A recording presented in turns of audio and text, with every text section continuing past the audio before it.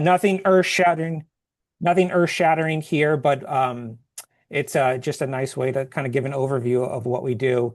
Um, let's see, but before I start with the oyster stuff, I feel like it's always important for me to talk a little bit about MarineGEO.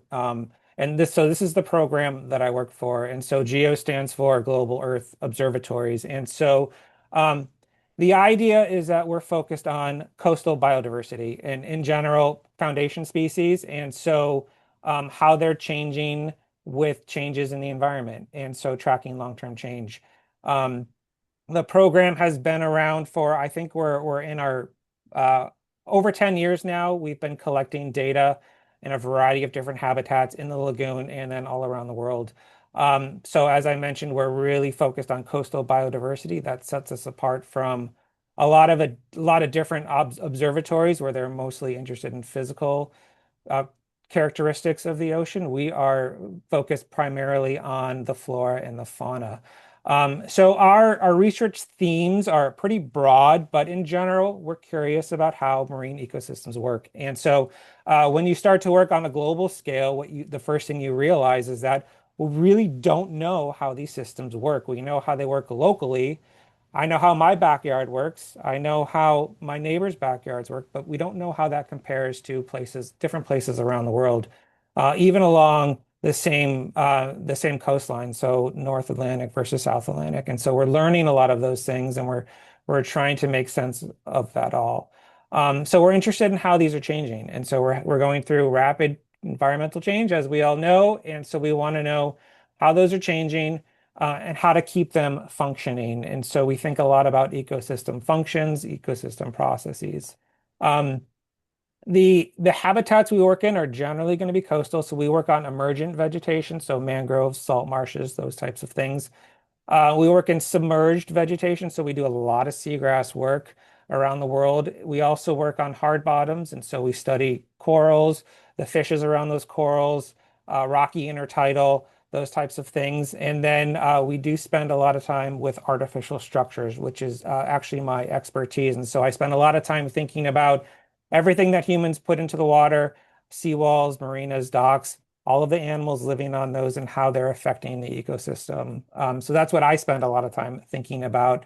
But thankfully, through this program, I get to work in all sorts of different habitats, including oyster reefs. So we do a couple of different things. So the first thing we do is we do long-term monitoring of the coastal habitats. And so this isn't super exciting, but over time, you can develop a really nice baseline on how these systems are changing. And we do that through a couple of different ways that I'll talk about in a second. The other thing that we do that we're really good at, and I think what makes the program really exciting is that we do these coordinated regional and global experiments. And we do something that's relatively standardized and we do it here, but we do it all over the world. And so we can ask really large questions using relatively simple methods, looking at whether it's just fundamental ecology, so basic sort of theoretical stuff, or we can look at more mechanistic kind of drivers of change. So if we're looking at our monitoring data and we're looking at why things that are changing, we can start to ask, well, why are they changing? How can we manipulate the system on a large scale? And we do those types of experiments. So every year we'll do one or two of these different types of experiments. Um, this map is showing you all of our partner sites. And so the yellow dots are the partners that have participated in our global experiments. And so these are typically one-off experiments. The red dots are going to be our long-term partners. And so these are partners that are doing the monitoring with us, and they're also contributing to some of these experiments. And so we have a pretty large global reach, which is nice.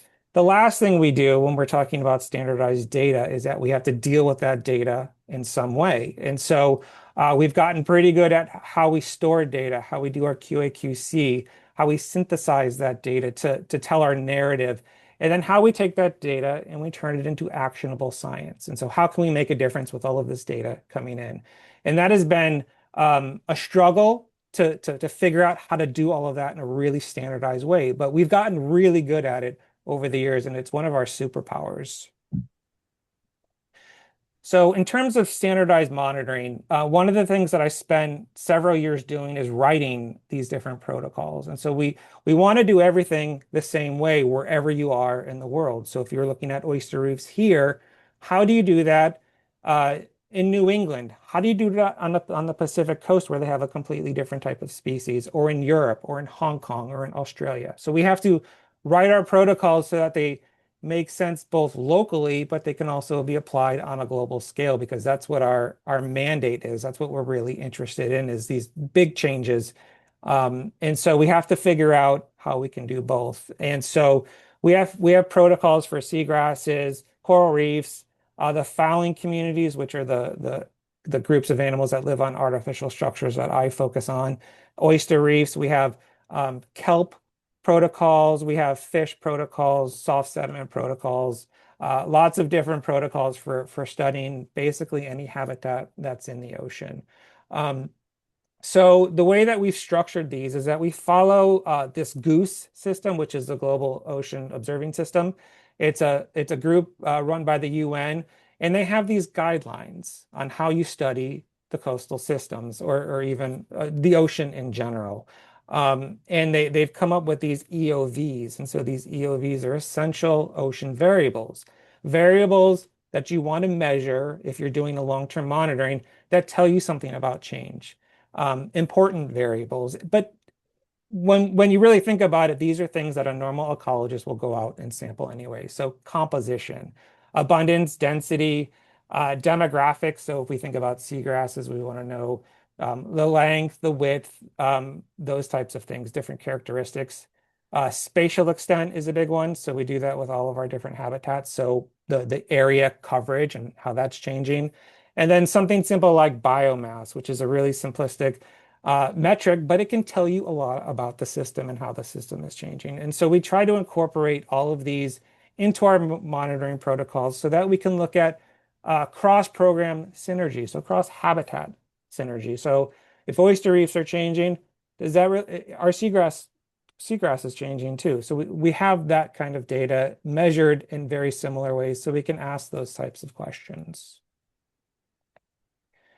So moving to the topic, so oyster reefs in the lagoon, and so we started to do this in 2017, and so I wrote the our protocol based on this book that NOAA came out with the help of TNC and some other groups, basically habitat monitoring for oysters. And I didn't want to reinvent the wheel. There's no reason to do that. And so what we did was we took it and I kind of restructured it a little bit. And we did a lot of field testing. And so that's always important because you can read something and then once you try to go out and do it in the field, it's always different depending on where you are. But this is all based on NOAA guidelines. And we've incorporated our EOVs into that so that it's globally accepted protocols that anybody can use. So the things that we measure, which I'll show you data for, I'm not going to show you data for all of these different things, but the things that we do on an annual basis, so every year we go out to our sites, is we look at reef extent, so the aerial extent of the reefs, the height of the reefs, percent cover of what's there, so we get an idea of what the reef looks like. The density of live oysters, the size frequency. So that's going to be pretty important, and I'll show you why in a second. Rugosity, which I'll get into, and then the thing that I think I'm most interested in and I think is really important that most people don't look at is the associated biodiversity. So all of these foundation habitats are providing home and refuge for a lot of different species. And so when we lose these habitats, one of the things that we need to understand is that we're losing a lot of these other species too. And so there's a lot of species that like to live in these oyster reefs. And so we want to measure the abundance of them, the richness of them, the diversity of them, and how those species are changing over time and in different types of reefs. So pristine reefs versus not so pristine reefs or restored reefs versus natural reefs. And so those are the types of questions that we really like to get into because they're really interesting and they can tell us a lot about how the system is functioning. So these are our three sites for those not familiar. I think everybody's pretty much familiar with the lagoon. We're right by the Fort Pierce Inlet. on the eastern side of Florida. So that red star, that's where the Smithsonian Marine Station is in Fort Pierce. These are our three long-term sites. So there's Jack Island, Wildcat 1, and Wildcat 2. We initially started with, believe it or not, I think 8 different reefs in 2017. Um, and as the years progressed, these reefs got worse and worse. And they got to the point where we couldn't even go out there and lay a transect and find oysters anymore. So we've stopped going out to those reefs because they're effectively extinct at this point. So these are our last three relatively good reefs, but as I'll show you with some data, the reefs are not doing that well either.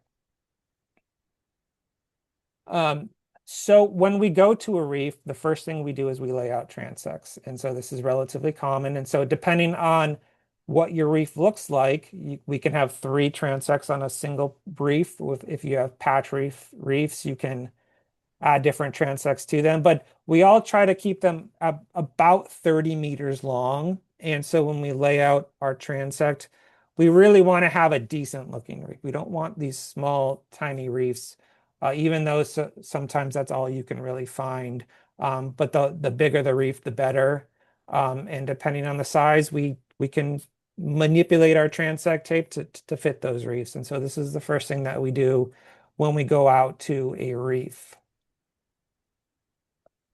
So getting into some of the data, and I'll go through kind of the methods a little bit, but I think I'll do this as I'm going through some of the data. So this is percent covered data over since 2017 at our 3 sites. And so the way that we do this is we lay our transect tape out, and then every couple of meters we'll put down a one by 1 meter quadrat, and it's got 81 intersecting points. And you can see the picture of it there. And under each point, we just say what's there. And so whether that's sediment, whether that's live oysters, whether that's culch, which is going to be just a half shell, whether that's box oysters or whatever else is in the reef, whether it's rock or algae or whatever we find. So this is a really nice way to just characterize the reef. And so we have 3 transects. Along each transect, we put down 5 of these quadrats. And so we have 15 different measurements for each reef per year. So as you can see, which is relatively disappointing, is that the culch is increasing over time. So this is just the shell on these reefs. And that's in pink. And the green is our live counts. That at all of our sites is going down. All of our sites are declining. And so one of the things that I'm really interested in working with this group is that I'd like to know some baseline numbers. And so maybe not today, but to continue the conversation of what we do as it compares to other sites in the lagoon and other sites around Florida, what's the percent cover of everybody's reefs? How does that compare to our reefs? Because I really don't know. I don't have that information, and we haven't been working with this data long enough to kind of explore those different trends. And so I'm not sure how this data compares to everyone else's, but the one thing that's pretty visible is that our oysters are not doing so well locally in the lagoon. And there is some variability in that, but in general, we're seeing declining trends at all of our sites. So one of the things that we measure is size frequency. And so along our transects, what we'll do is we'll lay a 1/4 meter by 1/4 meter quadrat down, and we'll excavate everything in that quadrat. And we can get a lot of interesting data from that. We can get the size of live oysters, which is really important. We can also get the density of live oysters, which I'll show you in a second. So in terms of size, we measure from umbo to tip in millimeters. And this is just showing you the size distribution of oysters over the different years. So the different years those are the different colored lines. I don't have a legend here because it doesn't really make sense to look at individual lines. But what we're seeing is that our oysters are small. They're at Jack Island, they average around 40 millimeters.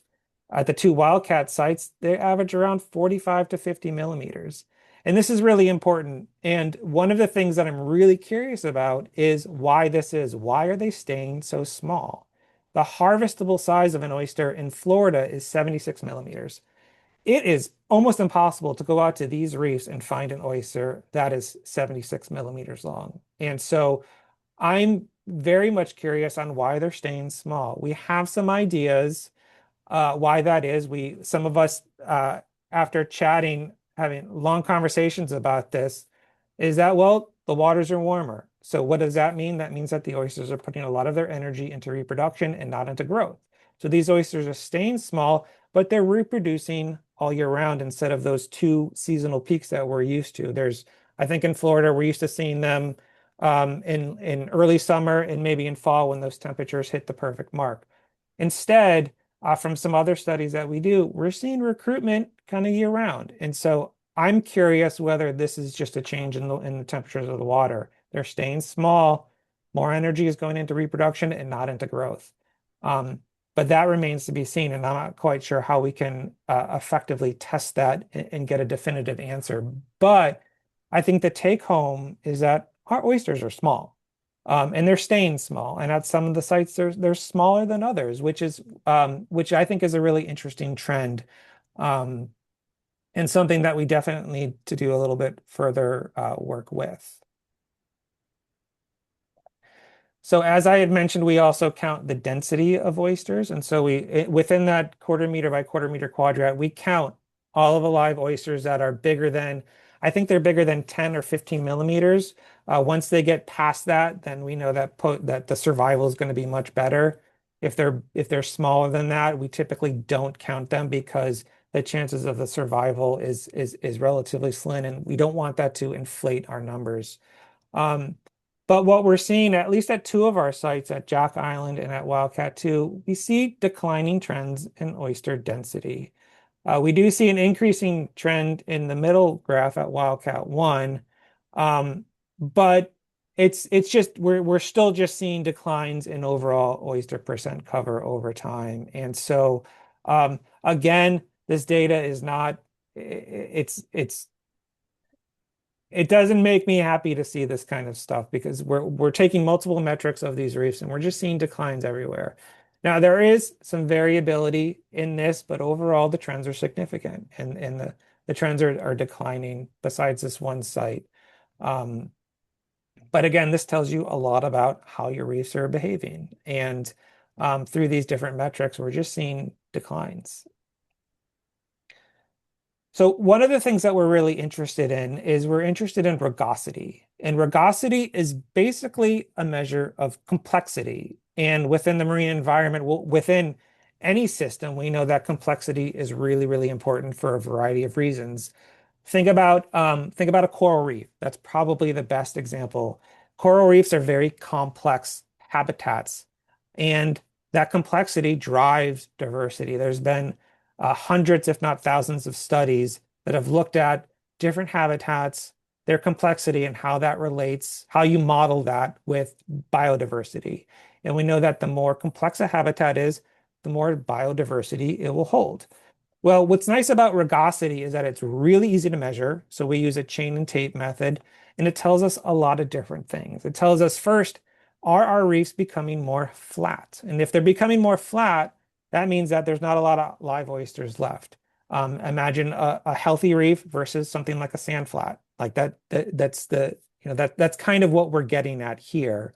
Um, the other thing that we can do is we can use rugosity to predict or we can model associated biodiversity. And so the more rugose or more complex a habitat is, the more associated crabs and shrimp, amphipods, polychaetes, those types of things you're going to find in your reef.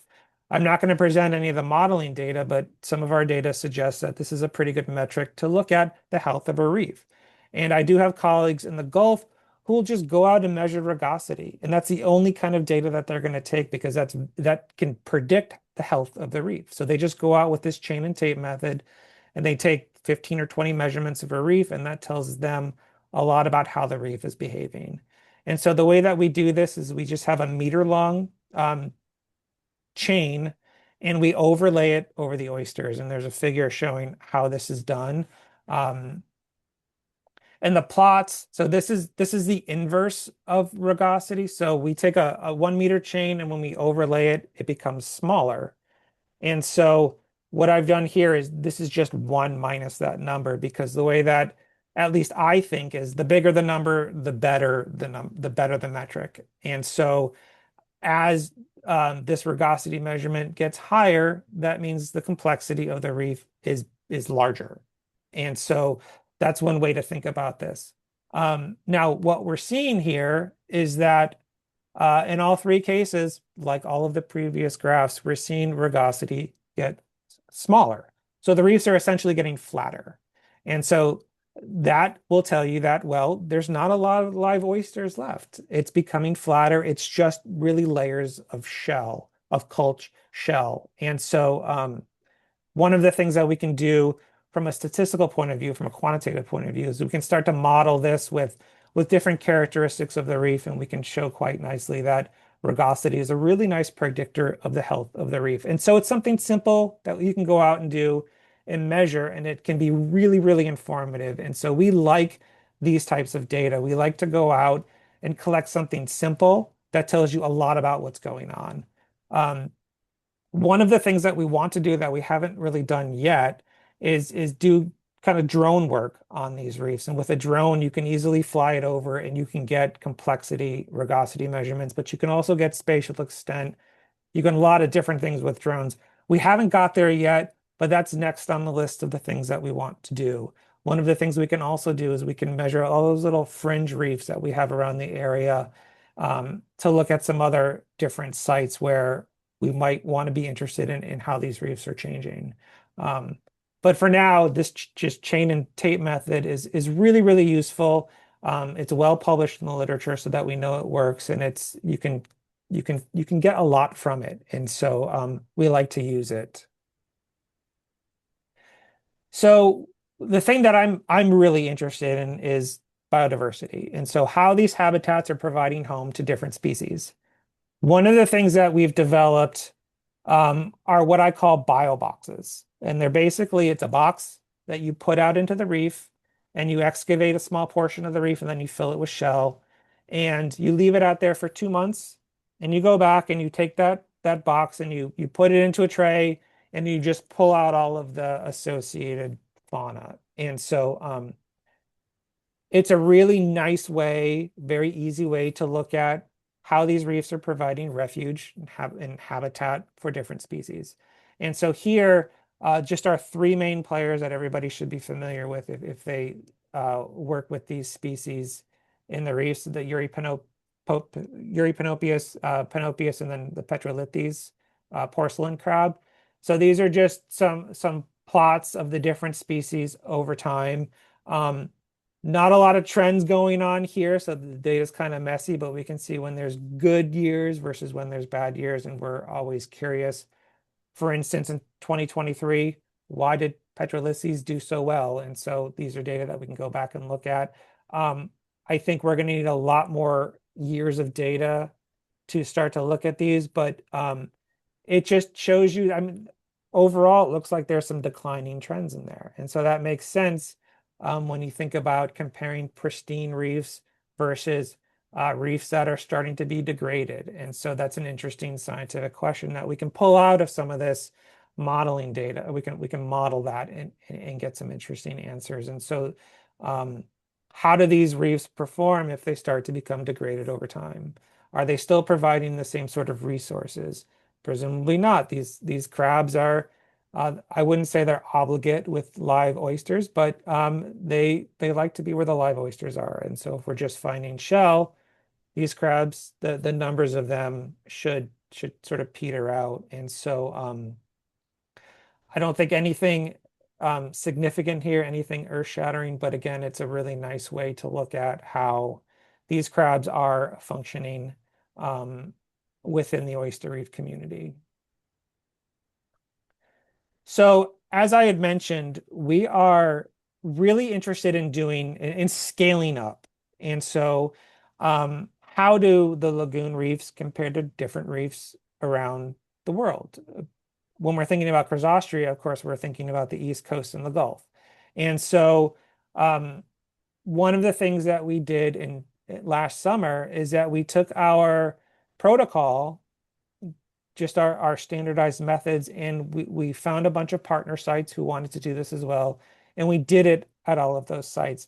There were some minor changes to make it a little bit more easier for some of the partners to do. But in general, we did all of the same types of things. The red dots are going to be the intertidal sites. The blue dots are going to be the subtidal sites. But the things that we had 19 different sites and we had 54 different reefs that we measured, which is pretty significant. There's I can't think of another study that has looked at just basic characteristics of oyster reefs along a latitudinal gradient. And so that's the first thing that we wanted to do before we started to pursue other more interesting ecological questions, is we just wanted to look at how these reefs are, what are the characteristics of these reefs over scale. And so we measured the different environmental factors, and so temperature, salinity, turbidity, all those types of things. We measured the reef height, the density of the oysters, the shell length, diversity, and we tried to do some recruitment work as well. So we could kind of get a really good idea. It's very broad, brushstroke, 20,000 foot view. These aren't detailed surveys, but it just gives us an idea on how these reefs are functioning. And so these are the types of things that we're really interested in.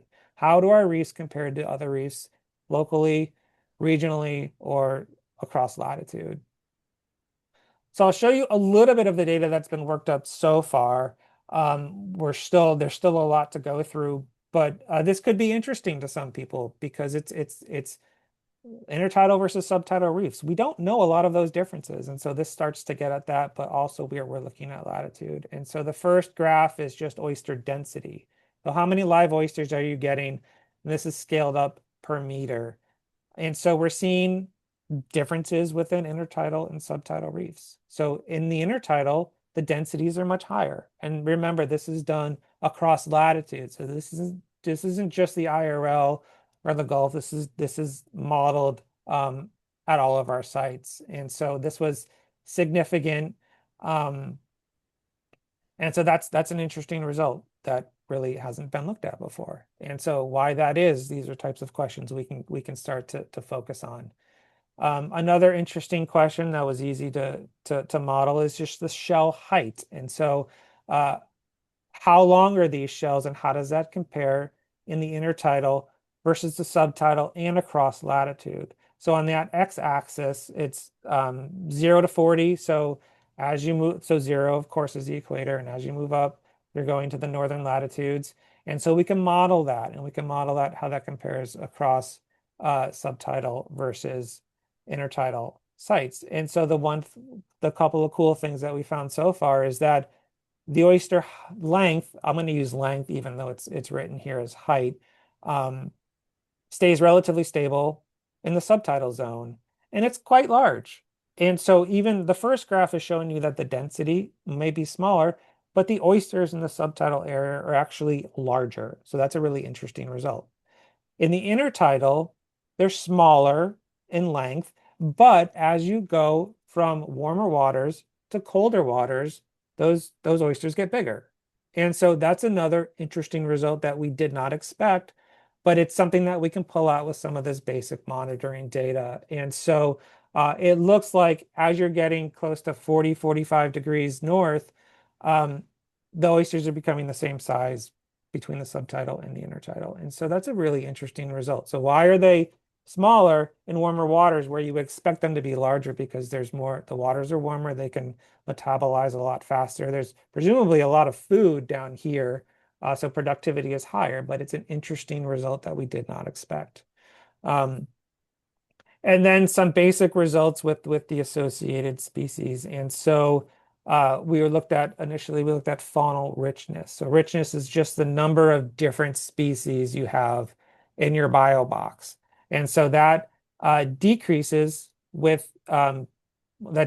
as you move from north to south or south to north, which makes sense because there's a latitudinal gradient in biodiversity. So as you move from the poles to the tropics, there's more species, and this is a global result that we've seen in all different types of habitats. And so we expected to see that, but it's nice to see that and oyster reefs too. However, the one caveat is that we're dealing with only a few species. And so uh, six average species, and we're going down to like three or four in the northern regions. And so not a huge difference, but still the trend is showing us that as you move to the north, you're getting less species within these oyster reefs. In terms of intertidal versus subtidal, not a big difference. And so we're seeing the same amount of species richness in the subtidal versus the intertidal. And then one of the things that we started to kind of think about is differences in the East Coast versus the Gulf. And so they're effectively they're separated from each other. And so we're starting to look at how those reefs are different. In terms of associated species, well, we're not seeing a lot of differences um, in the species richness, but we have abundance data. We have a lot of other data that we're going to start to go through. But I think some of these initial results are quite exciting because this really hasn't been done on scale before, and so it's going to give us a lot of ideas to move forward with, so we can start to figure out what's going on in these reefs. How are they changing over time, not just locally, but on a really large scale, just using really simple methods. I mean, it doesn't take very long for us to go out to a reef and get all the data that we need. We can do it in an hour and a half or 2 hours. And so it's one of the things that we like to try to get our partner sites involved with. And so one of the things that we do is we have an oyster working group where we meet monthly, where one of the focus is trying to get other sites involved and to do our protocol. And then all that data goes into the MarineGEO centralized database, and anybody can use it to ask different types of questions. And so we have a lot of postdocs and PhD students who like to take that data and turn it into a narrative and start to look at it and to see what's going on. Um, so right now we're spending a lot of time figuring out how we can get these sites that participated in this network experiment, how we can get them to become long-term partners. What are the carrots that we can provide to keep them coming back? And whether that's us publishing papers, which is something that we're really good at and we spend a lot of time doing, or it's sharing data, those types of things. And so it's part of what makes a network work is getting everybody to collect standardized data so that we can look at these really big changes over time. And then do a couple of these types of experiments where we can look at just one detail of what's going on, whether that's the length of an oyster, whether that's the crabs living in there. One thing that I forgot to mention that I do with all of my data is that I look at all the parasites in the crabs. And so when we're collecting these bio boxes, we get lots of crabs in there. The petrolithes and the panopids, they have the barnacle parasites, isopod parasites, and so we count all those and we sex all the crabs. And so we have data on that too.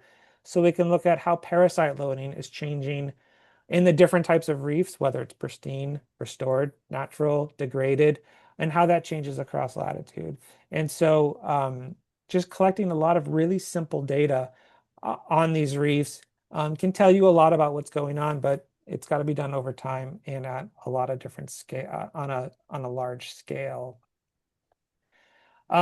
So that's all I have for this. It was Vincent had asked me to do this, and I was like, well, this is a great chance for me to start looking at some of this data. And we were waiting sort of for the 10-year mark to start to write all this up and get it out there. But this has given me a lot of thought for moving forward with writing a lot of this stuff up and trying to make sense of it, model all of that. And then lastly, all of this work could not be done with the help of our colleagues. And so in particular, people at the DEP have been, with the Aquatic Preserves DEP, have been working with us since day one. And they're always willing to come out and help and bringing interns and bringing volunteers and whoever. And so none of this work could have been done without their help. And so a huge thank you to Matthew Anderson and Emily Sermont and everybody at DEP who will help us collect a lot of that data. And so I think that is all that I have. Thank you, Dean. That was Sure. that was excellent. there are a few questions in the chat, and I'll go through them. Yep, And then please, any if anybody else has more questions, at you can either enter in the chat. I also feel free to unmute yourself and ask directly. sure, Um, please. Yeah, I got a couple of questions, but I'm gonna go pick the other ones first in the interest of time. Nikki was asking, what time of year do you monitor, and when do the oysters spawn in the IRL? I guess particularly where you're sampling them. Lorraine answered that the spawning is typically April to September. Um, but what time of year are you typically doing this protocol? so we're dependent on low tides, and so the best low tides are going to be late May and June. So we'll find the lowest tides of the year, and that usually is in June, and then we'll do all of our oyster stuff there so that we have the most amount of time on the reef to do our sampling and to do whatever else that we need to do. Um, and it's once a year, which we feel like these oysters aren't changing very much, and so once a year is an accurate measurement. In terms of spawning, yeah, Larray's like right on point with that, and so we typically see them in the summer. I put out a lot of fouling panels to do a lot of other work, and I do that throughout the year, and I'm starting to see them just all times of the year. We can find oysters within below 10 millimeters that we know are a few weeks old on these, and so we feel that the recruitment window is opening up with changes in water temperature, and so we've been trying for years to figure out a very simple way to measure recruitment with oysters, and it's always been some things are a little too time consuming, or you got to go out on the boat and get to these reefs, and it's a lot of effort, and we just haven't found a really good method to ask those types of questions. But right now, I would say I see the most recruitment in June and July, which is unusual because that's when waters are really ramping up, and so I'm used to seeing it earlier in April and then another peak in late August, September, not August, but probably September, October when the water temperatures are going back down. So they're like those two peaks. But now it seems like it's all year round. Hmm, interesting. There's a question from Lorray. Who is your partner in North Florida for the Latitudinal project? And looks like Nikki answered that. Um, GTM, of Yeah. course. And let me see. There's one more. A question from Natalie from Orca. How many bio boxes do you typically put out along your study sites? So we do 3 bio boxes per oyster reef. And so three is in terms of quantitative analysis, you need at least 3 replicates. Um, so we'll put out three. We used to have them half meter by half meter, but we've gotten much smaller now to make it more doable for our partners because it can be a lot of work when you have a lot of crabs in there. Um, but we try to we put out at least three per site. And we've been adding things like temperature loggers onto those bio boxes and spat sticks and all sorts of different things where we can collect some extra data. We'll put them out in usually early April, they'll go out, and then we'll pull them out in June when we do our full sampling. Cool. So it's a once a year Yeah, then? Okay, once a yeah, year. Okay, yeah. great. Um, just another thing real quick. I put the MarineGEO website address. Is that where we could go to get to those protocols? Yeah, they have those protocols in there, but I'm also happy to share. We've been changing our website quite frequently. Oh, Um, okay. but I can certainly send it to you and you can pass it around. It shouldn't be hard to find. If you Okay. just Google MarineGEO Oyster or whatever the protocol you're interested in. Okay. Great, great. I had some problems with our internet here, so I just went ahead and just put the general Okay, yeah, website it should address. be in there. Yeah. Okay, great. Let me see if there's any more questions. And oh, thank you, Nikki. Nikki posted a paper that was done by um, Dave Kimbrough Hmm. and Grabowski. Yep. Uh, and was that, did that all feed into the MarineGEO network? Was that all MarineGEO protocols? No, no. Okay. Yeah, But this this is is something. earlier. That's right. Yeah, Yeah. this is earlier. Yep. Yeah. Right. And I'm curious if maybe some of what you're finding, how does that compare with you, or will potentially compare to Yeah, we need previous? to start to dig into some of that. So we have a few key players in the oyster world in our working groups now. So Jeb Byers and some of those people who really know the systems along the East Coast really well. So we're trying um, to get better expertise uh, in these and synthesize all of this data and come up with different sampling strategies and those types of things to look at some of these questions. But we're trying to, so their paper was a sort of a one-off. We're trying to take that and continue it and do it every year so that we can, because we have the capacity to do that, to continue those types of efforts. Great. Do you have any more information about the working group? How do we, is this to sort of adopt these protocols to be part of that MarineGEO network or? Um, So, well, I mean, the working group is typically, so we're meeting monthly, Mhm. and then it's for Marine Geo partners, so people who are Mm, involved in okay. doing our sampling, and we get together. And one of the things we've been spending a lot of time talking about is this network project, and so going over results. I spent a lot of time training people on how to do that, so we spent a lot of these monthly meetings on how you go out to a site, how you measure a height, how you tell apart. So I had to put together like a large PowerPoint on the different species. So I do a lot of taxonomy. So who those species are, depending on where you are along the latitude.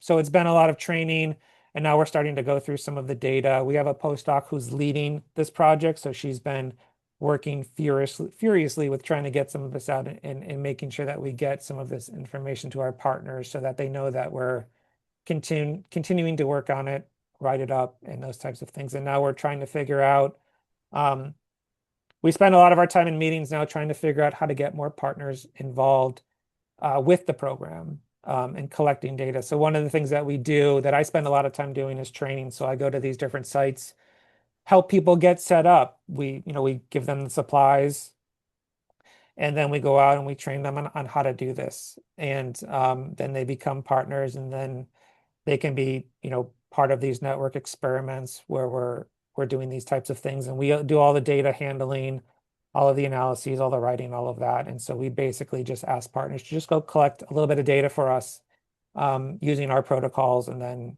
um, they're part of the family essentially. Great.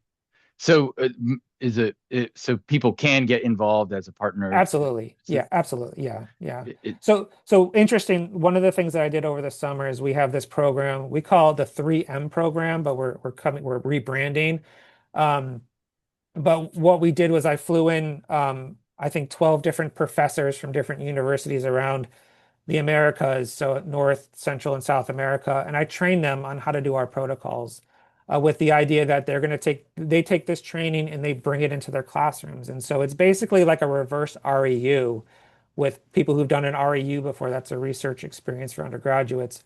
What we're doing is that I'm training professors on how to do these protocols. They do it in their lab classrooms, and so they do it in a university setting where they'll take their lab class, they'll go out and they'll do their protocols. And so we have two different groups doing related to the oyster stuff. We have two new groups, one in Charleston, South Carolina, and another one in Virginia, that they're doing these protocols now in their labs with their classes. And so that's one way that we're building capacity within the program. So we're getting new partners, but we're also increasing ocean literacy. So we're teaching the professors, and the professors are teaching their students on how to do that. So we've provided all of the classroom training materials, and then all of the supplies, and then they go out and I give seminars to their students, and then we train them on how to do that. So they're now effectively collecting marine geodata, but they're doing it through a coastlines to classrooms sort of model, which has been incredibly helpful. And it's a really nice way to get involved with student learning too. So that's another way that we've sort of branched out rather than having individual people go out and collect data. We can get the students to do it now, which is always probably the preferred method because it's creating educational opportunities, and we're finding people who are really interested in this stuff, and they can take some of this data and just run with it and do what they want with it. And so we're always happy to help with that. Oh, that's fantastic. So maybe could we reach out to you as a first step Yeah. potentially? Is Yep. that the Yep. okay? Yep. Let me see. Do you mind putting your email in the chat real quick? Are there any more questions from the audience? Thank you. Thank you. I have a quick question. Yes. Dean, thank you so much. That was Sure. awesome. I'm really excited to see where you head with all that data. I know that's going to be a lot. Yes. Yeah. The one thing that I was thinking when you were talking about the size of the oyster and how they don't get much bigger, and well, they never even really hit that 3 inches, and the temperature, I'm wondering if there's any way to look at what their food source is in the water column, because I think we've seen that the diatoms and the plankton species have changed, and maybe Mhm. that's decreasing the filtration rates of them, which is leading to a little bit of stress. Which, as you move up the coast, depending on the difference in the hydrology, and I don't know, just something that I was in the back of my Yeah, mind. yeah. So we don't really know. So that is definitely I mean, you know the area pretty well. And it's a pretty productive area. There's lots of food. Some of the our better oyster populations are actually in these really muddy, Mm-hmm. sediment heavy kind of areas, which we didn't really expect. Yeah. Oysters generally like nice flowing water. Um, but we don't know what's so one of the things that I'm really interested in, particularly with this group, are what are your average sizes of oysters? Are they around that same size? Mm-hmm. I don't know, and I haven't spent enough time reaching out to people and looking into the literature. But all of our data goes to CCARs. So the state's getting all of our data on this. And I think, I'm hoping that they'll kind of synthesize a lot of the Florida data. Um, and then we'll get some of that information. Um, but I just find it to be really interesting that, it's the harvestable size, we're getting half of that at three of our sites. And um, Stressed for sure. yeah, I mean, they're definitely stressed for sure. And just, okay, okay, I so, just pulled so up our master yeah. spreadsheet and just looked at the average real quick. So we're So, pretty close in terms of both percent cover and size. And so I think that's something, I mean, maybe I don't know if the state wants to hear it or not, but that's something that I think is really interesting. And why that is, why are they staying small? I think from some of our work in Maryland, we have good partners in the Chesapeake Bay, and they can grow 40 millimeters in a summer. And when I told them about my size, they were like, that's crazy. That shouldn't be the case. They see them get up to 60, 70 millimeters within a year, and ours are getting stuck at this 40 millimeter mark. And I don't know if it could be predation too. It could be just the larger ones are getting eaten, but we're measuring the box oysters too. Um, and so we're not seeing a lot of gaping oysters. They're all kind of sticking around that same size. And so um, I think it's a larger sort of ecosystem or sort of climate sort of issue going on, but something that we want to really kind of dig into because uh, it's a really interesting pattern that needs to be looked at. Cool. And one other question. Oh, Oh, go go ahead. ahead. Go ahead, Lorraine. No, no, If go it's ahead. on that, I'm moving like thought processes. So if there's something along there. Um, okay. Well, Jenny Hansen had asked about the Yeah. potential for disease or parasite loads. So Uh, one of the things that I didn't mention is that in our network project, we did collect, I think, 20 oysters per all of our 54 sites, and we're looking at condition index, and we're also looking at parasite loading. I haven't seen that data yet, but from what I know, it shouldn't be a disease issue that's causing them to stay smaller. Our oysters are kind of in a higher salinity area, so if the higher salinities prevent, from what I remember, the higher salinities are keeping that disease relatively at bay. Um, so I don't, it could be that. It could be a lot of different things. We really don't know. And so it's probably, as we all know, we've all heard the seagrass story in the lagoon many times, and so it's multiple stressors at this point that's causing these things to occur. And trying to isolate any single thing is going to be just really difficult to do. So we're something we want to do, which it's there. I'm sure we can come up with some clever ways to start to look at that. Cool. Nikki brought up the potential for coastal acidification maybe being a factor as well. I mean, that would cause the shells to kind of break down. I don't know if I'll have to look at the pH. We have some really long-term data of changes in pH, but I just don't know. Yeah, I don't Yeah. even I've spoken with some people and we're starting to look at all the sponges, and maybe the sponges are just growing on these older ones and they're causing them to kind of break up and just get pushed around.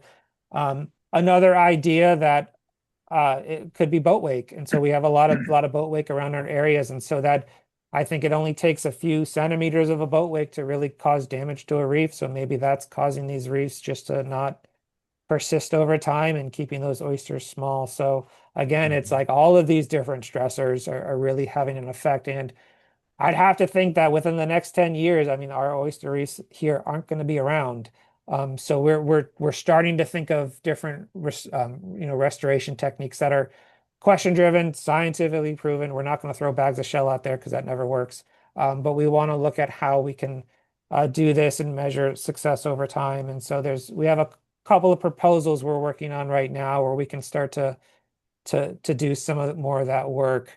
But effectively, one of our sites, Jack Island, which is like a classic, beautiful oyster reef, it's pretty much wiped out within the past couple of years, and we don't know why that is. Mm. It happened right around COVID, where we weren't allowed to go out and sample, and it was really nice one year, and then it was completely shelled the next year, and so we're seeing just a lot of our sites go down. And I think this is really important. And it's something I wanted to present at the IRL symposium is that we're spending a lot of time talking about seagrasses and why they're not doing so well. We're seeing all of these other habitats that aren't doing well either. And I think we really need to like bring that into the conversation because it's just an ecosystem-wide degradation that's happening, at least in the lagoon.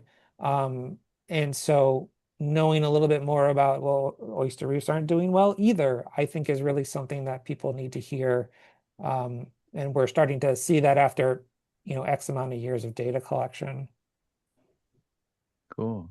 Jenny brought up the potential of genetic issues being maybe Yeah. smaller So, sizes well, or begetting smaller sizes. yeah. There's selection for that So maybe. that's one of the issues with seagrasses. And so people familiar with seagrasses, we used to have a lot of thalassia in the lagoon. Thalassia, there's only one genetic rennet or whatever. There's only one genotype in the lagoon. We're at its northern range, and so uh, having a lot of genetic diversity is really, really good for foundation species because during those stressful times, you have the right the right genetic makeup to get through those stressful times. And when you have really low genetic diversity, like in thalassia, your system starts to get stressed and you lose it all. So I can go out and find just a couple of leaves of thalassia, but 10 years ago I could go out and swim in a bed of it. And now it's pretty much gone. So maybe It's that's coming true. back, Dean. Well, okay. Well, we'll see. Yeah. I hope so because Halidouli is wimpy compared to thalassia, but we haven't done the genetics on oysters yet. And so that's something that we want to do, but doing that sort of work is very challenging for a variety of reasons. It's not expensive. It's just doing the bioinformatics is complicated, and you need somebody who's really really savvy in that type of system to be able to do it. in an efficient, quick sort of way. But that's next on our list. That's something that we want to do. We want to do that with the grasses as well. So we have a laundry list of things that we really want to get into. Genetics is definitely one of them, and we think we've thought about that in the past. Maybe it's just these smaller sizes are because of the genetics, but we just don't know. Cool. I think we got time for one more question that Emily posted here, and she was asking about the presence of Austria equestris. It's a smaller size oyster. Is there potential that this, maybe there's some cryptic measurement of that species that could be affecting those size? We don't see. So I only see Austria along like seawalls. I don't see it in our reefs itself. We do see a lot of isonomen species in our reefs, but there's not a lot of competitive interactions that are happening. For the Austria species, when I see it, it's typically further south, so in the Fort Lauderdale, Miami area, and it's kind of all along the seawalls down there. We don't see it very often up here, but it is a smaller species. It's also not a reef-forming species like Chrysostria.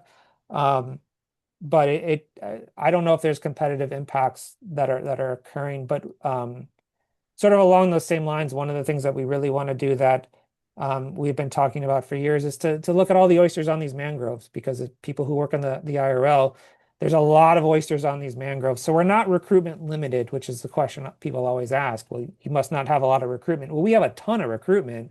Oysters are everywhere. And so I'm not worried about their function. It's just these reefs are starting to decline. And so how do these reefs compare to like with oysters on mangroves or oysters on seagrasses, and looking at the different measurements? Maybe they're bigger on mangroves, maybe they're bigger on the seawalls. And so that's something that we want to do to look at how the substrate is affecting the size of these oysters too. So there's a lot of questions to ask, a lot of really interesting things that we want to do moving forward now that we have this long-term data in place. So stay tuned, I guess, is probably my best response. Cool. That's a great way to end it, Dean. And thanks everybody for tuning in, and we'll get back to you when we get our next FORS meeting scheduled. So thanks everybody. Thank you.